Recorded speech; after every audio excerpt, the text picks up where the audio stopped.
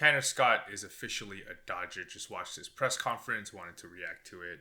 The most important question to me when it comes to bringing in any new player to this current iteration of the Dodgers is, are they going to be happy with the role that they're going to be playing? I think for the Dodgers, there are three, four players who I think are a lock to stay in their spot. Shohei Ohtani will always be DH. Mookie Betts will always be playing up position and will be batting second. Freddie Freeman will be at first base. Teoscar Hernandez will be manning one of the corner outfield spots.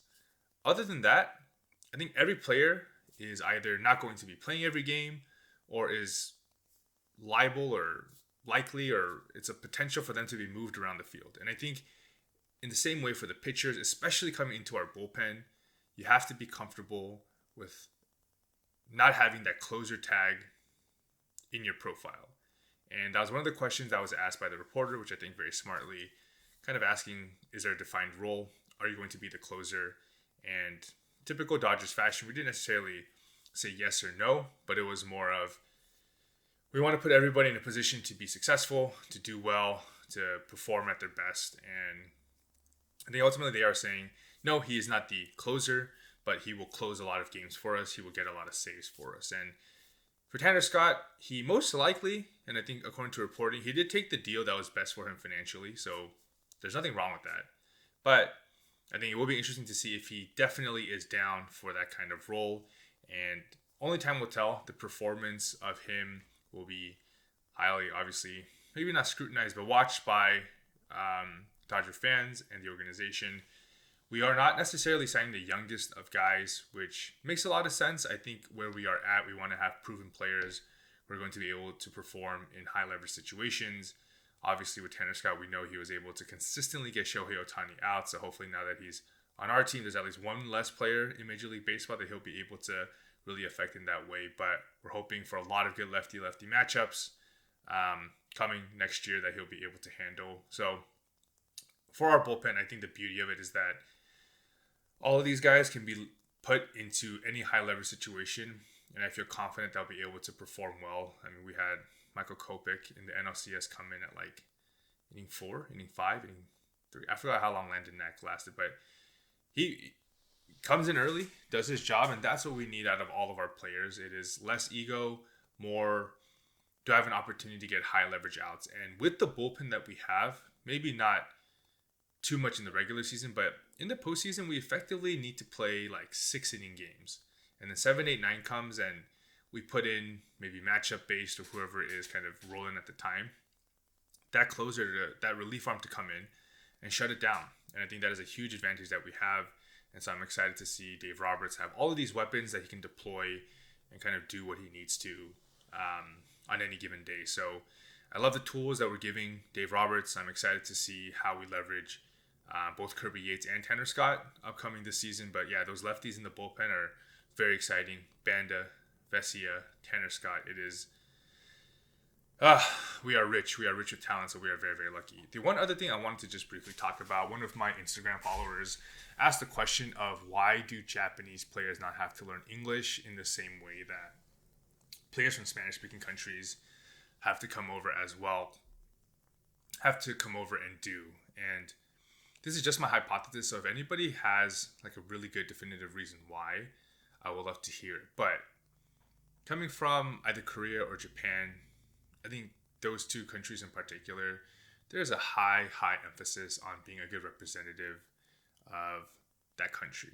And I'll speak for Korea because I guess I am a Korean. But for Korean people, no matter where you are in the world, if you are at all a public figure, Koreans will find a way to make you the representation of them globally.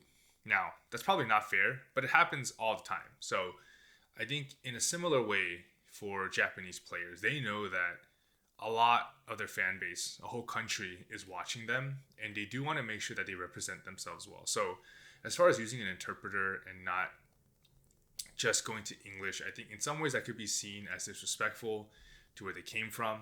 It can be seen as maybe a slight towards their fans back home, kind of abandoning their roots. And so I do think there's a big part of that where they don't want to offend their rabid fan base and want to maintain a good relationship with them. And I think Shohei may have spoken to something of that effect, that he doesn't want to have to make them go through a translator to understand what he's saying, but he wants to be able to kind of speak to them directly in their native language.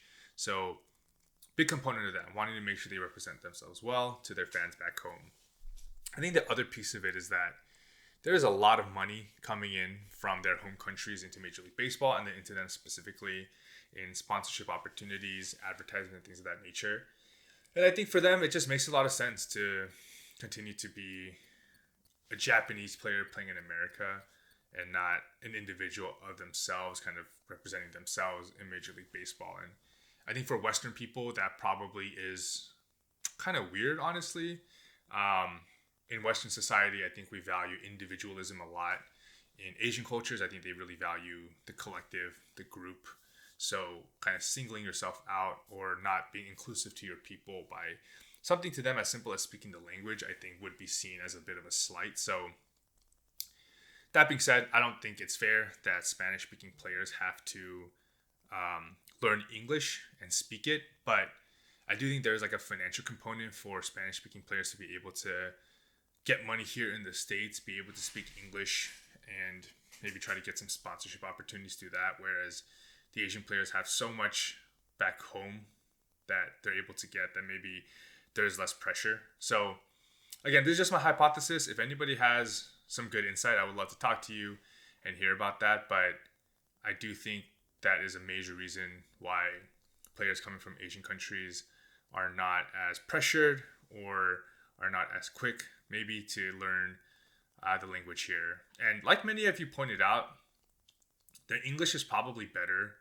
than what we give them credit for, what they talk about in the dugout, what they talk about to each other during the game, in the locker room. I'm sure would surprise a lot of us as far as their ability to speak English. But as far as public kind of, not presentations, but anytime that they're in the public, I think they want to be conscious of the fact that a lot of their fans don't speak English, and they don't want to make them feel kind of left out or are not getting a chance to really connect with their favorite players. So I think for baseball fans, it is probably the most global sport in that way, where it's definitely at least the most diverse in language between at least football and basketball in America. I know hockey, there's a lot of Russian players. But yeah, I think that is something that for sure is a big shift that I've seen in the culture, where I'm sure it wasn't as easy or as friendly for players back in the day who weren't speaking English and looked the way that I did, being welcomed by local media, and the idea that they would even be so kind of respectful and conscious of that definitely has changed a lot in America, but can also see it feeling like it's unfair for other non-Asian speaking and then not English speaking players who come over and have to learn the language to try and kind of get by day to day here. So it's an interesting thought. We'd love to hear some of your thoughts on this as well, and why you might think Asian players aren't as forced maybe to learn English like other players. So in any case, Tanner Scott is a Dodger.